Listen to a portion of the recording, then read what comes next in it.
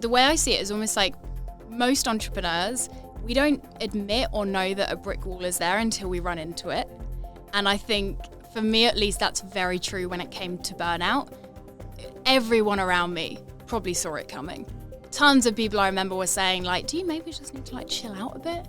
Do you have to work late every single night? Like, do your clients really care about you that much that you need to be working this intensely?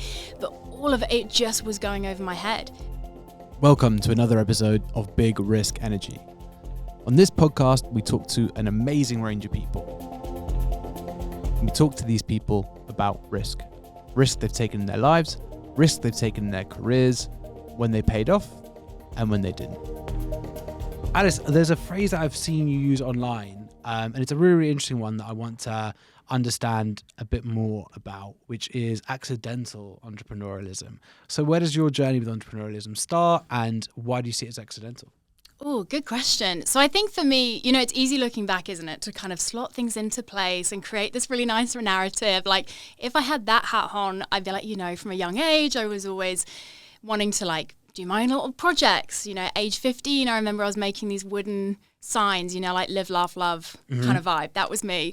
And I'd sell them to my mum's friends and flog them on Facebook and Etsy. But I think looking back, that probably wasn't me being an entrepreneur. I think that was just boredom and a desire for some money. Maybe that is what makes us entrepreneurs. Who knows? That's another topic within itself. Yeah. I mean, was that the motive at the time, though, was making a bit of extra money on the side? I think so, yeah. And I've also always had this real desire to prove people wrong. And I clearly remember, and it was probably a very kind of small thing, but to me at the time it felt massive. My dad had lended me some money to go and buy like spray paints and sandpaper and whatever else I needed. It was probably like £50.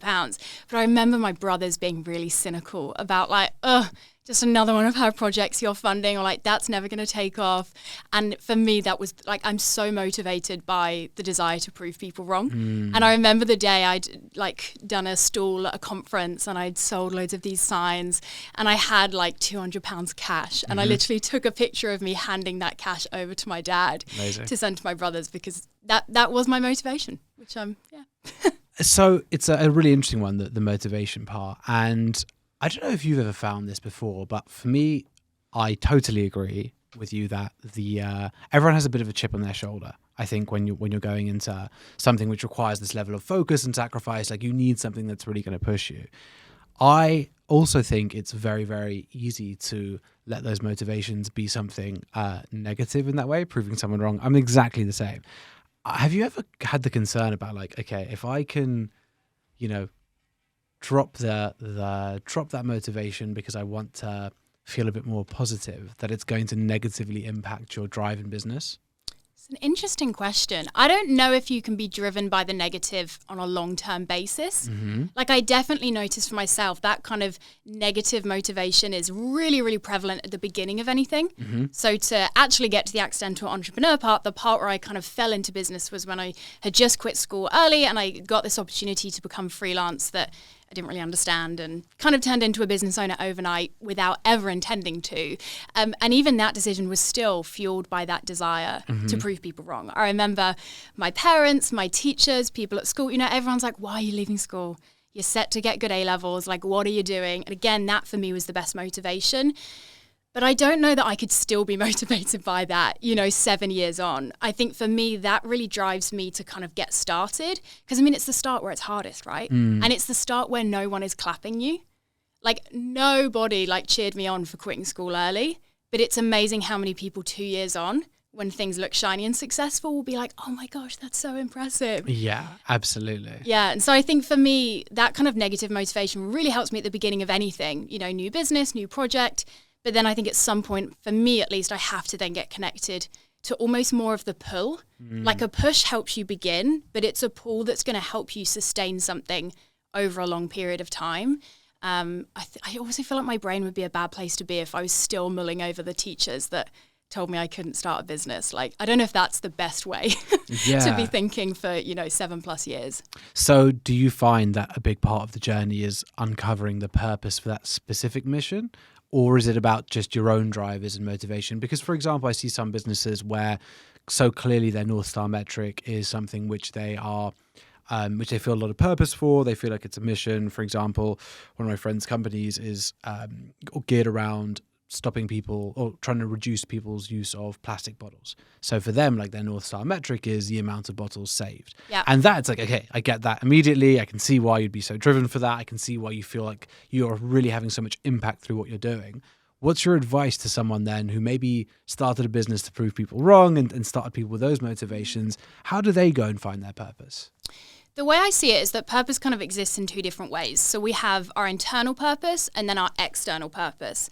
And I think what's sometimes unhelpful is in business, we talk so much about external purpose, right? Like you were saying there, wanting to save the planet, less plastic bottles. Great, super clear, super compelling, also motivating to other people, external purpose. But not all of us begin a business in that way. And also, if we overly focus on external purpose, we can easily ignore our own needs as a founder, as an entrepreneur. And at the end of the day, if your needs aren't met for a long enough time, if they're not met, like you're going to burn out. Interesting. So for me, the way that I look at it is, yes, we have an external purpose. You know, for me, that's around helping business owners, normalizing challenges, blah, blah, blah. But also my internal purpose is really valid too. And I think it's the internal purpose that sometimes feels a bit selfish, you know, to do with finances, time, fulfillment, having your ego stroked, being known, you know, all those things that we don't always want to admit matter to us, ultimately matter a huge amount. And I notice a lot of the time at the beginning of people's business journeys, the internal purpose feels clearer, particularly if people start their businesses because they hate their job or because they start a family and suddenly they can't work alongside it. Like if you start a business because of a problem you faced, it's pretty obvious your internal purpose is going to be the big driver at first. I don't think great businesses only have internal purpose though, because I think that's when it feels empty and self-serving, and we want to build communities, we want to build brands. So I think both have equal importance and both should operate in different ways. And I think if people are ever struggling to figure out what those two things are, I mean, action is the best source of clarity, right? You'll figure out what your purpose is pretty quickly by doing stuff that doesn't feel like it. So, you know, don't sit with a piece of paper, just go and do something. Yeah, I really, really like that. And I think you're so right that having a clearly definable and communicable external purpose is going to be so important to get people excited by your mission, people who are going to come join the company, come work with you, even partners, customers at the early stage, right? They've got to be able to buy into that too.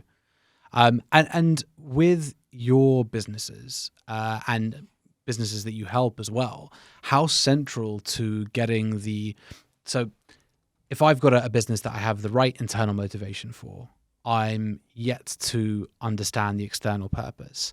How vital is that to understanding your voice and your brand and your ability to actually market in the first place? And what would you suggest to someone who's maybe got a business where they feel really passionate about it and they feel really excited by it, but they've still struggled to get that purpose across? Because I think, you know, my advice to entrepreneurs is always get going exactly in the way that you're talking about. Really make sure you take action, start speaking to people. But when you don't know what it is that you're trying to communicate, it can be quite difficult. Yeah. Clear external messaging comes from clear internal thoughts, right? And in answer to your question of how important is that to all those other things, you know, your tone of voice, your visuals, like it is pivotal. I almost think of purpose like the center of an onion. Okay. And like every single layer, stick with this analogy, is, you know, another part of your business and marketing strategy. Like if that central piece isn't there or it's wonky, like everything that you try and build on top of it is also going to be slightly off. It's almost a bit like, you know, kind of Princess and the Pea. If you imagine what people see of your business and feel of your business is like the very top of that mattress, if your purpose is off, it's going to be that pea at the bottom that makes its way all the way up to the surface, right? I think part of this conversation is acknowledging like perfect purpose doesn't exist. Right. It's easy to look at those companies that have that like, oh, super shiny, super compelling, incredible mission and be like, oh, I wish mine was like that cool. Comparison of purpose isn't going to get you anywhere. So I think you've got to acknowledge like your purpose is probably never going to feel done or perfect. That's kind of the point. It'll always be evolving. And in answer to your other question of kind of when do you know when you have enough of a clear purpose, I guess is the question. I think it really depends on the kind of stakes that you're playing at. Like I'd say I work with two very different types of clients. One type would be kind of solo business owners, you know, your graphic designers, photographers, consultants.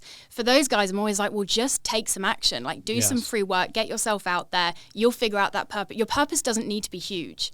in a business like that. Absolutely. You know, my purpose as a consultant is not to change the world, because I can't, I shouldn't, it doesn't make sense for a company of one. However, though, I don't think that advice can necessarily apply to your kind of VC-backed startups who, you know, if you're looking to raise investment, if you're looking to spend hundreds of thousands building your kind of MVP, I think you probably need a bit of a clearer purpose in there than maybe those kind of solo business owners do. And probably you're the best person to give the advice on how to get that. Well, I think it's a really interesting one. And I love the idea of iterating on purpose, because I think for a lot of entrepreneurs, sometimes there's guilt without knowing your purpose. Yeah. It's that I want to build, I want to do all these things, I want to make money, whatever it might be. So I think the idea of iterating on purpose is a really, really powerful one, because it's difficult to arrive at purpose, right? It's difficult to just create that external drive in that way. So I think that's a really interesting one. And another really good point that different types of businesses which are seeking different returns or seeking different management styles, obviously you can afford to take more or less risk, you know, depending. And how did you come across your purpose? I took action and felt the opposite of it, I think is what's true for me. And I notice that a lot of the time. You know, you saying earlier of sometimes in the beginning, especially, we're more driven by the negative. I think that's true when we're getting clarity a lot of the time as well. You know, I do a lot of work helping people figure out what I call like your inner compass, which I see as like your vision, your mission, your purpose, and your values. 4 key areas that if you have clarity in, everything in business becomes a lot easier. 4 key areas that I will say are always evolving, never feel perfect or done, like you said. But especially the kind of values piece of that. You know, I'm often asking people like, what does your company stand for? What are those values? So we can communicate them and make that a reason people choose you. And often that question means, you know, blank face. And they say nothing. I go, I don't know. But then if I go, hey, what really pisses you off in your industry? Oh yeah, you know. What do you hate? What company would you really, really be upset to be compared to? It's amazing how quickly those answers come. And if you flip the negative on its head, often you find the truth, right? So for me, that was definitely true. When I kind of fell into business, I was 17 years old. I didn't know a thing about business. I started off as a social media manager. I think I was chosen because I was 17 and they thought, she's young, she knows social media. Figured it out as I went along, very much a kind of fake it till you make it, start of a business journey. Very, very grateful that I kind of landed in an industry and in a way of working that I just adored. But I made so many mistakes in the early days. And whilst those mistakes were really painful and quite costly, they all were just nudging me closer to my mission. So like I knew at the start, I loved marketing, I loved business, I loved social media. But in the first year of business, all my clients were big corporates based in London. And I didn't realize it at the time, but I ended up burning out after my first year of business. And one of the biggest things I realized was, it's not what I'm doing, it's who it's for. I don't really care about making people super rich. I care about helping people make a ton of money if that then is going to lead to some kind of other purpose or impact for them. And so for me, the purpose that I kind of run my business with now, I think has literally taken 7 years of almost like a pinball machine, hitting the sides until you kind of get a little bit closer every time to where you're going.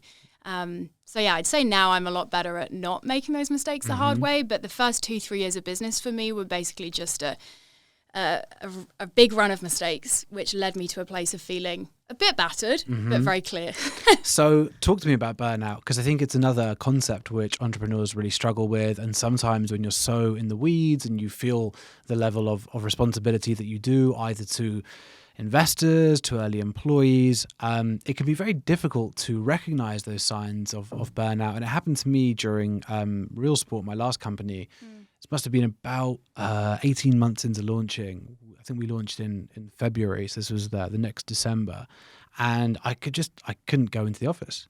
It just got to December and I was like, I actually can't go in today. And it was just weird. It almost felt verging on agoraphobic in terms of not being able to leave the house. And I was just like, I've got to this point of insane burnout. So what did that look like for you? And how do you help guide your clients who might be facing the same? That's really interesting. And I want to ask you so many questions about your burnout experience as well. But yeah, I think very similar to you, the way I see it is almost like most entrepreneurs, we don't admit or know that a brick wall is there until we run into it. And I think for me, at least, that's very true when it came to burnout. Everyone around me probably saw it coming. Tons of people I remember were saying like, do you maybe just need to like chill out a bit? Do you have to work late every single night? Like, do your clients really care about you that much that you need to be working this intensely? But all of it just was going over my head. You know, I was so obsessed with the growth and the shiny stuff and saying yes. And I was just on this kind of hype that, none of that was really something I cared about. I wasn't even aware of it. But even if I was made aware of it, it just didn't matter to me. So for me, I definitely had to learn that lesson the hard way. And almost everyone I meet has a burnout story. And I don't know if this has been an experience for you, but I found I've never quite burned out in that way again. Yes. But it doesn't mean that I still don't get close to the edge of that, road or cliff or whatever you want to see it as. Yeah, 100%. And I think you're right. It's because you probably get so phased by the initial experience that as you start approaching, it's like, okay, I got to take the foot off the pedal a little bit more. But yeah, that first burnout's really weird. And maybe it is something which comes from being young entrepreneurs, just that, the fact that we don't have experience of driving ourselves to that point. And especially it depends on who's telling you, right? Especially when so many conversations you have at the start are negative. 90% of people will tell you it's not going to work for this reason, you're doing the wrong thing. If they're the same people to tell you that you're burning out, you're also more likely to be like, yeah, well, fuck you, I'm not burning out. Exactly. Like there is nothing more infuriating than someone telling me to rest when I'm feeling stressed. Yeah. Like it happens all the time. Even like last week I was on a book deadline and basically wrote my whole book in 3 days because it's not impressive. It was very poor planning on my side. I feel like that's still very impressive. Even poor planning aside, that's still very, very impressive. A lot of caffeine and no Wi-Fi. That was my secret. But the amount of people that when I shared that were like, take it easy, be kind to, and I'm like, stop, no, like I don't need or what, like I can't. There's something called a contract with my name in it and I have to do this, like, no. And I think part of that is me just being slightly stubborn and I don't like being told what to do. But you're so right. I think we often have to learn the lessons through action. Because also when you're, especially in the early days of business, like you don't know what you don't know. Like looking back, I could have saved past Alice a ton of time, made her a ton more money. I made like every mistake in the book, like not saving for tax, not having any client boundaries, not having set packages, not doing my pricing from a strategic standpoint, not having contracts. Like I would literally list everything I did wrong. And obviously looking back, I'm like, well, of course I burnt out. Yeah. But you don't know what you don't know. And I think probably slightly what makes us successful at what we do is that we have this just innate desire to just keep going on the path that we're on. Yes. And I wonder if we listened to the way other people suggested, yes, sometimes that would work in our favor, but if I'd have then listened to everything everyone would have suggested, that probably wouldn't have worked out in the long run. Yeah, especially when there is so much negativity at the early stage. As I said, and I genuinely believe this, 90% of the people that you pitch your idea to will, especially people who know you, will tell you it's not going to work for this reason, or you're making those mistakes, which makes it so difficult to then learn from the 10% of things which are actually valuable to get. And I think that's why making mistakes yourself is always going to be the most valuable teacher. And although it's a shame because, we don't live long enough to make all of the mistakes, but we can make enough as long as we take big enough risks early on to really help guide us, even as we get to 30s where life is still very much ahead of us. I say now as a 31-year-old, I used to feel like that was already over the hill, but it's okay. I've accepted my age now. One thing that I wanted to ask you is reading a bit online about your desire to bring things into the real world as well. So whether it be, events, places that you're bringing people together, when did that become part of your purpose? Because I think as young entrepreneurs, like more and more do we think about how everything needs to be digital and everything needs to be online. What made you want to start bringing people back together again in reality? So it actually links slightly, I think, to that burnout period where when I reflected, obviously, months after kind of getting out of that initial headspace, I realized that one of the biggest reasons I burned out was isolation. I will say, I just went on a rant about how I don't take advice from people. The one group of people that my ears are slightly open to is people that are in the world with me. Like, what's that advice that's like, only take advice from people that are in the ring with you?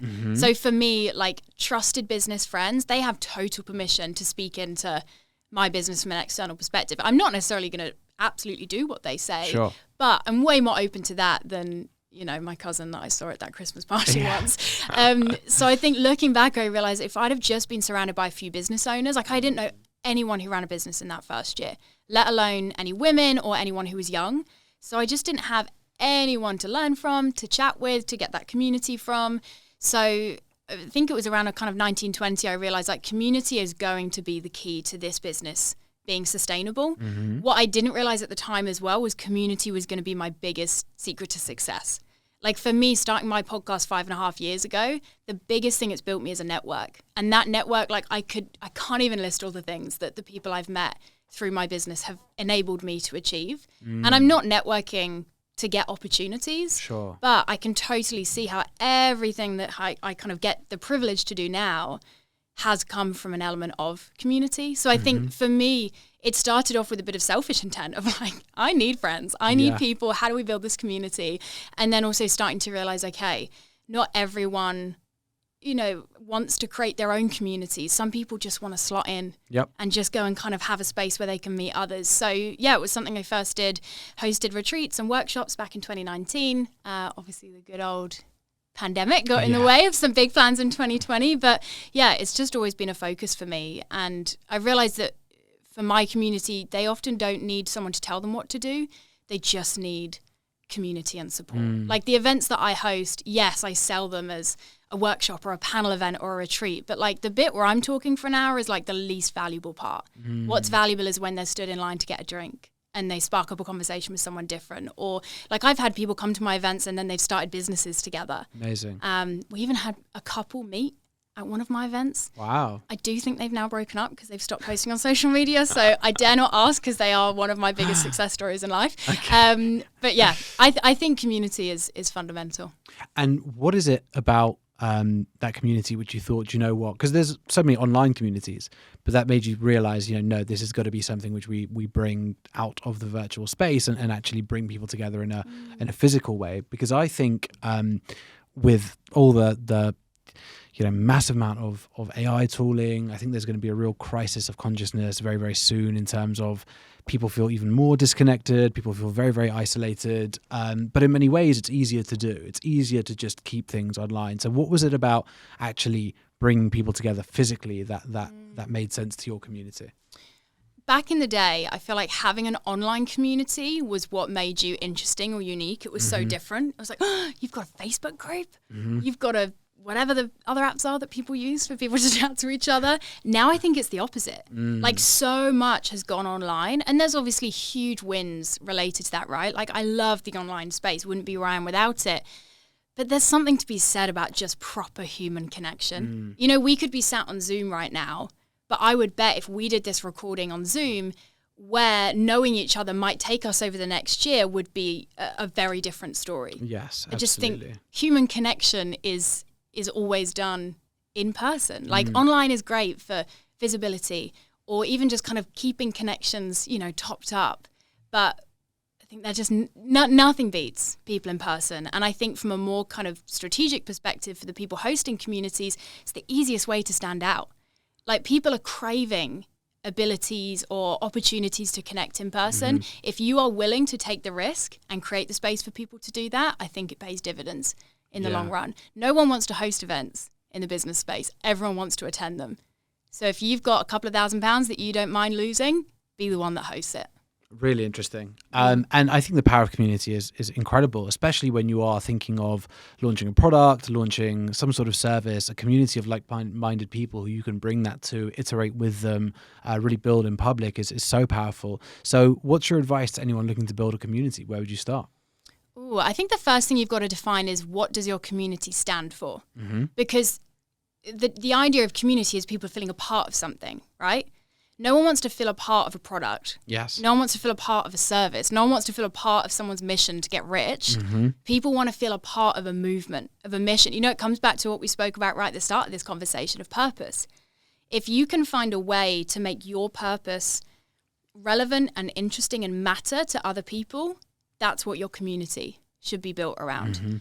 And I think you've got to bring that into then all of the things that you create. That should kind of change all of your decision making, because you then need to show up in a way that so clearly communicates and stands for those things that people want to be a part of it. I think as well, we've got to think about community building, not like we're speaking down to people, but we're creating this almost peer-to-peer conversation. I feel like old school marketing, is stood up on a stage shouting out into a crowd of people. Building community and brand is about getting off the stage and sitting around a table with those people. So I think community or building community, you've got to know what you stand for, but then also you've got to act with it. You've got to ask questions. You've got to create an open space. You've got to create feedback loops. you've got to get to know your people. If people feel anonymous, they're going to act like anonymous people. When people feel anonymous, they don't refer, they don't engage, they're not loyal. And I think with the competition rising, and it will only continue to do so over the next, decades, building a community is going to start becoming kind of crucial currency for brands that want to survive long term. That's really, really interesting. I love that idea of if you don't want people to act in an anonymous way, give them identity. And it's really interesting because community, you don't traditionally associate it with that individuality, right? It's the collective. But it when you can have community where it's about engagement rather than just, passive consumption, obviously it becomes so much more powerful. So it's not purely about education, because when a lot of people think community, it can be one too many rather than many too many. So it's a really, really interesting concept that, community requires engagement rather than just consumption in order to be a real community. And which tools do you use to manage your communities? I always try and give founders listening to this practical advice. So what does that management stack look like for you and your community? Ooh, management stack, that makes it sound so fancy. I'm super basic. Like in terms of any kind of way of like tracking, it's all spreadsheets and boring things like that. One of my favorite tools actually I've been using recently, I mean, it's not going to be a shock that I will bring it up, but ChatGPT. Sure. Particularly loving using it for research purposes. Okay. So like I was saying then, one of the biggest things with community is people feeling heard and doing things that are then going to kind of matter to those people. So for me, one of the biggest habits to build if you want to build community is a feedback loop. And a feedback loop is a loop in that we're not just asking for feedback, but we actually do something with it and take it in. So something I'm always looking to do within my business, generally on a quarterly basis, is some kind of research exercise. And I recently did a big survey with my community and then used ChatGPT to kind of analyze it, give me key findings, then do some kind of research off the back of those findings. And that was like a game changer. Because I think sometimes people are scared to kind of open the corridor of communication because they think, we can't handle all of that feedback and all of those opinions and thoughts. Well, like use something artificial intelligence wise to kind of do some of that legwork for you. So that's one of my favorite tools to help people build communities. And then, everything else is just me and my little thumbs on the social media apps. Fantastic. It's a great use case of ChatGPT, not one which I'd considered before, but every day my mind is blown by a new fantastic use case there. It's crazy, isn't it? I was listening to your episode with Graham from Boomtown on the way here, and I found what you were talking about in that episode around AI really interesting, of kind of, I think it's like seeing it as a tool, isn't it? Like it's not going to replace anything or anyone, but actually if you embrace it, it's going to make your life so much easier. I almost can't learn about it anymore because it kind of overwhelms me. I have to just use it in small ways. Yeah, absolutely. And, as a young entrepreneur, I'm very keen to understand, are you generally positive about the future? And I think when you talk about AI, you're talking about the future, like the two are so intertwined that we can't separate away from this idea. But are you positive about the future? Yes, because I'm positive about people. Yes, robots and technology, but let's be honest, like it's people that build that and people that control that. I'm sure there's a way that those things could take over. I don't want to think about that. I'm not interested in that reality because that scares me. But yeah, I am overly positive, but I'd say I'm positive about the communities I'm in because I trust and know the values that sit at the core of those communities. There are many, many spheres of this world and of the human experience that I feel slightly less positive about, particularly, politically and socioeconomically. But yeah, in terms of the world that I'm in, I think young entrepreneurs particularly are so leading the way in terms of bringing up the bar. I think the bar is just getting raised with every new founder that comes in. The bar is raised of like, what do we expect from companies that we interact with? What do we expect from governments? What do we expect from kind of the world that we interact with? There's so many businesses now that I think are on a mission to change the world, not just make money.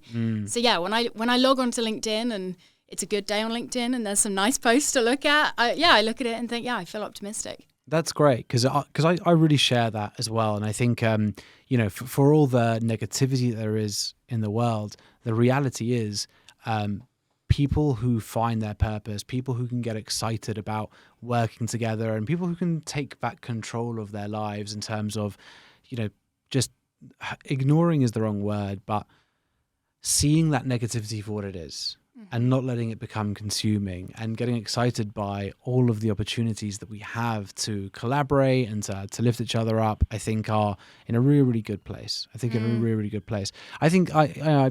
we had a very interesting podcast last week with a founder that I invested in called Thomas Panton, who's building something within sustainability and the environment, and love the mission there. I think there are certainly challenging things in terms of my really long-term outlook when it comes to the environment. And I think those are things that, as positive as we can be, do keep me up at night sometimes, thinking about, where the climate goes and thinking about the very, very, and sometimes feels like increasingly rapid consequences of that.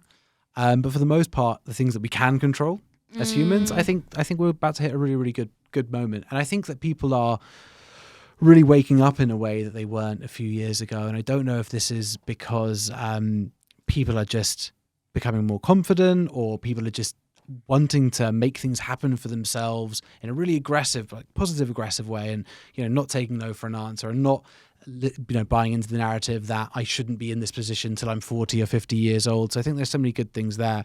But I'm glad to hear that you're positive. Yeah, I do get what you mean, though. I think, you could go down a rabbit hole of looking at the research and the predictions, particularly with the climate and the environment, and feel really, really bleak about the long term. And I definitely have those moments. And yeah, I know this isn't a perfect solution, but I think for me, sometimes it is just like, I know that's happening. I know what I'm trying to do to change that. And actually, is it the access to information that we have these days actually healthy? If you think of how communities operated, even 100 years ago, you were maybe vaguely aware of what's happening in another country, but some countries didn't even know that other countries existed. Yeah. So you understood the particular challenges for your culture. I think that's where I focus my energy. I try not to go from one extreme to another and be either hyper aware or not at all. I care about the changes and the things I need to care about in the kind of communities and spaces I'm in.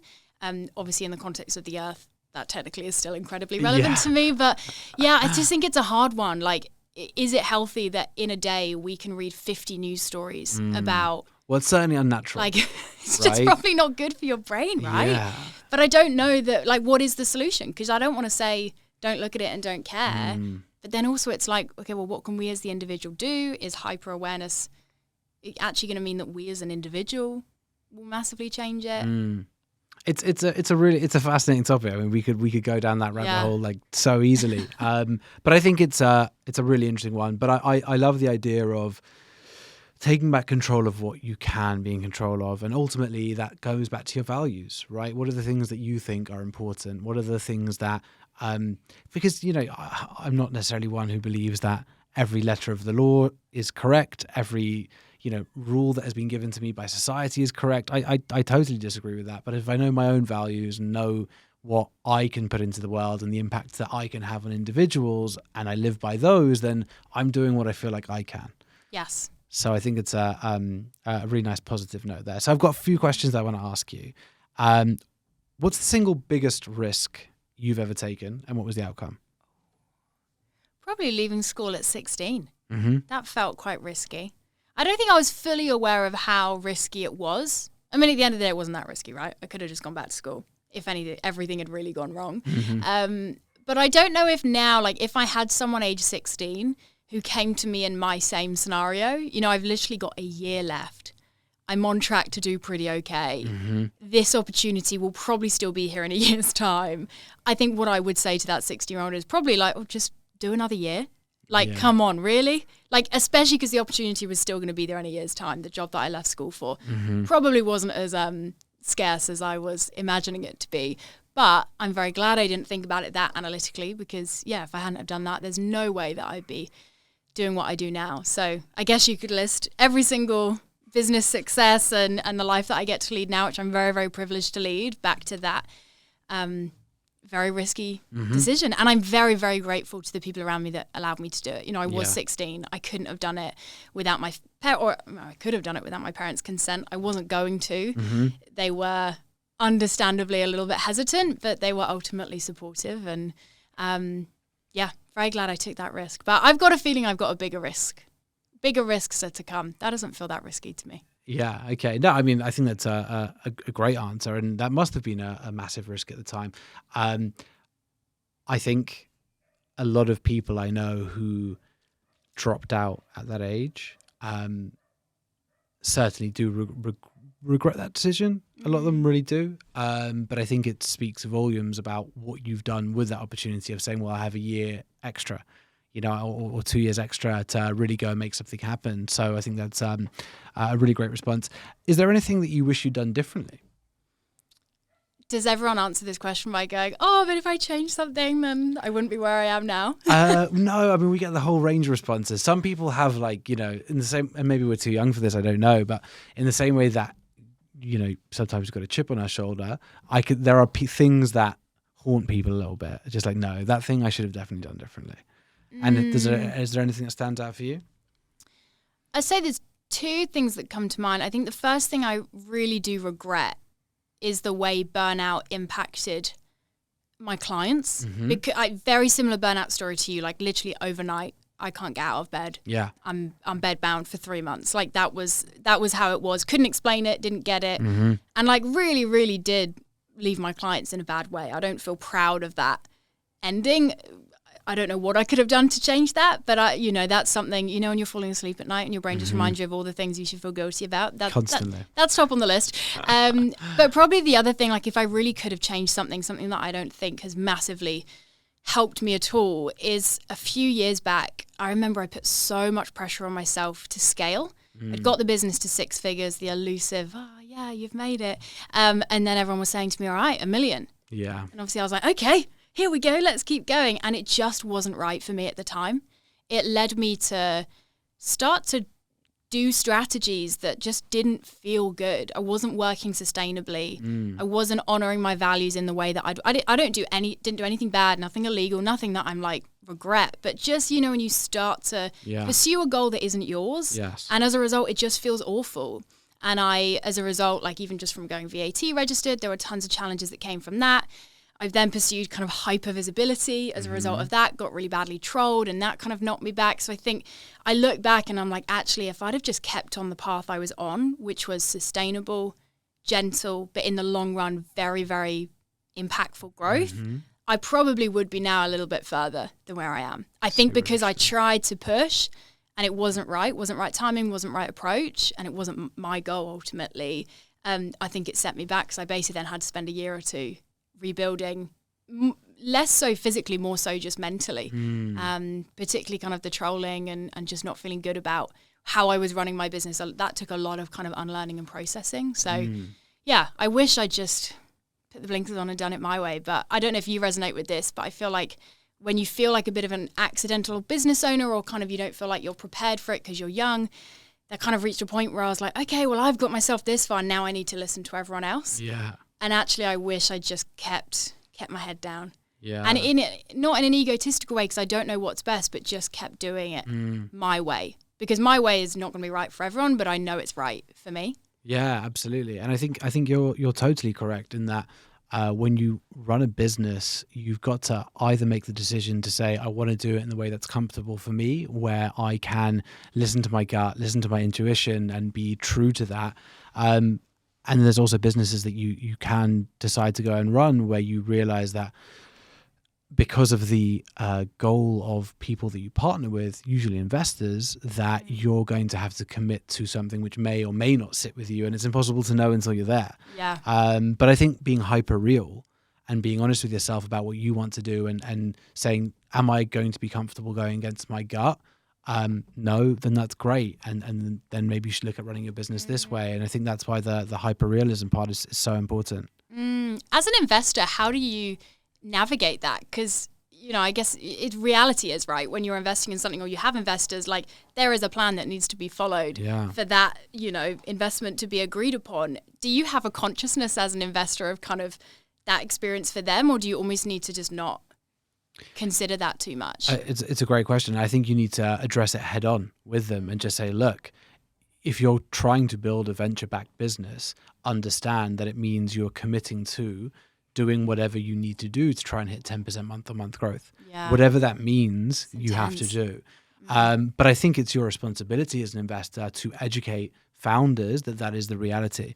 Now, when I ran my first business, no one educated me on that. As it happens, I was comfortable running a business which was achieving or attempting to achieve at least that level of growth, and it did work well. But it might have gone horribly. It might have gone really badly. And I for sure, the reason I had that burnout is because I hadn't been prepared for the reality of that journey. So I think absolutely as experienced entrepreneurs, as investors, it's so important to educate entrepreneurs that if you're going to take money with this return expectation, this is what the journey looks like. Yeah, no, that's really interesting. And I bet your background and experience just makes you such a nicer and better investor for people to have. But maybe not. I was one of your companies that. But I find investment fascinating. It's never a process I've gone through. My second company, I just kind of invested in it myself. But angel invested in one company, definitely like a baby in that world. But quite a few of my clients, I kind of walk with them as they go through that journey. It's often when they're investing in a bit more strategic support. And I so clearly remember my first client that told me, like, we've just got our investment. I remember I was like so over the top with my reaction, and like it was all just, this is the best day for you ever. And obviously I'm sure that, that celebration is so important. But now actually when people tell me they've got investment, yes, I celebrate them. But there's also this conversation and feeling of like, okay, cool. Like, how do we feel about the massive road ahead of you? Like, I remember before I understood what getting investment was actually like, I'd never seen it before. I just thought like, oh my gosh, you've got millions of pounds. Your life's better. Whereas actually now I see friends go through it and I'm like, whoa, you're like, I don't see it as 5 million in the bank. I see it as 5 million pounds worth of responsibility that you've got for the next X years. 100%. And it's not feeling sorry for people, but it is that acknowledgement of like, yeah, that LinkedIn post about raising all that money is a lot behind the scenes that no one would see. Yeah, definitely. And I think one of the really interesting things about raising investment and talking about connected and being transparent, we've raised now just shy of 10 mil, and we've got, a really, really great group of investors who have been amazing to me. But the reality is, when you're a founder of that company, you now have two organizations to manage. You have your internal organization, which is for us 75 people in a few different locations, and you have a lot of upward pressure in the way that we all do, and customers and clients and managing employees and egos and personalities and all those parts which genuinely are amazing when it comes to running a business. But then you have your external organization, which is your shareholders as well, where you've got lots of downward pressure. So being the CEO of that company is not being at the top of the company, it's being in the middle of two organizations in that way. But again, that's why I think it's so important to be transparent about these things and have these conversations, because I know so many people who have had an amazing idea, raised a load of money and not realized what that actually looks like in terms of then management structures and pressure, and that's why it's important to try and educate. And that's what you're on a mission to do. So that's why you got to keep going. Okay, my next question for you is, what are you proudest of? Oh, I am proudest of the way my business gives back. It's one of my biggest values is kindness and just doing good. Like, I really, really believe if we can run a business that does good and feels good, like, wow, like we've won. And that for me is one of my biggest measures of success is like, yes, I need to pay my bills and have an impact and blah, blah, blah. But like, I want my business to be kind to the people that it, helps, to the people that help me to run it, everyone involved. And so there's a few ways I could look at it here, but I think one of the things I'm most proudest of is I do an International Women's Day campaign every year, where I basically give away over 100 hours of my strategic support and of different offers within my business. I started it 5 years ago now, and I think there's been over 400 women come through it, and kind of it's basically for anyone that couldn't otherwise access support, like having someone to work with you one-to-one, or a course or a retreat, whatever it might be, just looking to give those people some access. I'm really proud of that, because I just think, yes, it's great making money off the clients that pay, but actually if I can have a bit of a Robin Hood vibe here and take some money from them that then allows me to do a ton of work for free, like, that's what I'm proud of. When I'm falling asleep at night and I have the good thoughts, those are the thoughts that go on in my head. That's incredible. That's something absolutely to be super proud of. Thank you. No, really, really amazing. Is there anything that scares you? Not being successful. But it's not successful. The actual thing for me is not amounting to something significant. I'm so I don't even know what that looks like. That's how deep the fear sits, I think. Just feeling like I haven't done what I wanted to do. I measure my worth and identity so much on my output, and I know that's not healthy. Yeah, it's tough. Spoken about it for many hours in therapy, no one's managed to fix it. I don't think it'll ever change. I manage it, but yeah, I'm just really, really scared that I just don't want to look back and think, I didn't do it. I think one of the most brutal things about entrepreneurialism, and ultimately I think we're all trying to fumble away through lives, making up for various things that we didn't have growing up, I guess. But it's almost like one of the things that scares me on that side is, because I think every entrepreneur is the same, unrealized potential, right? That's terrifying. Not being able to hit the goals that you might hit. But does it fundamentally come down, this is getting a little bit deep, but does it fundamentally come down to our idea of being good enough? And if we do achieve that sense of being good enough, does that then destroy our drive to have this external validation and push in that way? And in many ways, is that the name of the job? Yeah, I think so, slightly. Like, what is it? I think it's Gary Vee. I'm neutral on Gary Vee, but good example of, I think he says like his big thing is buying some sports team in the US. Okay. I don't know, sports teams, whatever. And he's always said the day he does that will be like the saddest day of his life, because that's when kind of the chasing stops. So yeah, I think I realized for me, like, that's an okay thing to be super, super driven by. I think really the more I reflect on it, my bigger fear within that is less so looking back and thinking I didn't achieve, and more so looking back and thinking I didn't enjoy it. I think I'm realizing now, only now, 7 years in, there's never an end destination with business. I think the closest you'll get to it is selling a company, right? That is a somewhat of an end point. Yeah. But even then, you go on to do another business, right? Absolutely. So like, it never really ends. And I think I look back at even the few years I've done in business and think I probably could have enjoyed that a little bit more. Yeah. I mean, then obviously the question comes up of what does that actually look like? Because my brain is always thinking, what could I have done better? What's next? I think self-celebration is a concept that's easy to talk about, very hard to do in practice. But yeah, I'm also a bit scared of that I'll look back and think, God, you worked really, really hard, and did you enjoy it? Yeah, I think it's such a good point to make, and a really, really important one, because, I sold my first company at 26 and it was so empty. It was, don't get me, Really? I mean, it was satisfying. It was fulfilling from a commercial perspective, of course, but I'm so grateful that I had that experience, because it taught me that it can't just be about the goal of selling the business, and you have to enjoy the journey. Yeah. Because otherwise you get to that, and some people will make it till 60, 70 years old pursuing that. Some people will never achieve that. So in many ways, I feel a big part of my responsibility is to educate on the fact that if you're not enjoying the journey, you need to change the journey, because it can't just be about the end point. And if you were to sell your current company, do you think that day again would feel as unfulfilling, or do you feel like you've changed since in a way that wouldn't lead to that same empty feeling? Yeah, it's a great question. And for sure, the goal of this company, it will be a successful company if we sell it, right? But for sure, the enjoyment now is in running the company rather than the anticipation of selling it. And I think that's the big thing that's changed in my mind, is learning to enjoy running the company and loving the roller coaster rather than it all being about this end point. Yeah. But it's a really interesting one. Okay, I've got a last question for you, Alice. You sort of answered it earlier, but we'll see if we get a different answer this time, because you're a year younger. So 15-year-old Alice walks into the room right now. What are you going to tell her? I just want to hug her. I feel really sad thinking of my 15-year-old self, because she thought that the way she felt then was like everything. And I remember at 15, I was really struggling with kind of the social part of school. Wasn't like bullied or, had friends, but I just remember I was so overwhelmed all the time. Do these people like me? Am I accepted? Am I good enough? Am I this enough?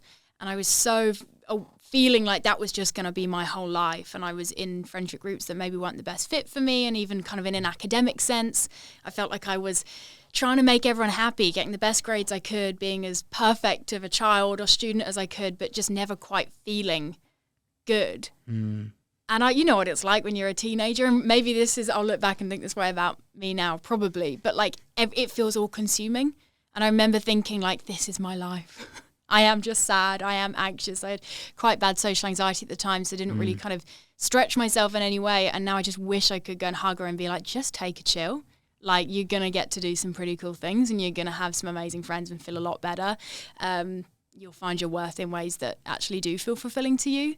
So yeah, I don't think I'd tell her to do anything different. She did exactly what she needed to do, which was probably not really love life and therefore quit school and try something different. So I don't know that I'd really want her to be any happier maybe, but I'd just be like, you're all right, chill out. I think I felt like I was trying to be an adult when I was 15.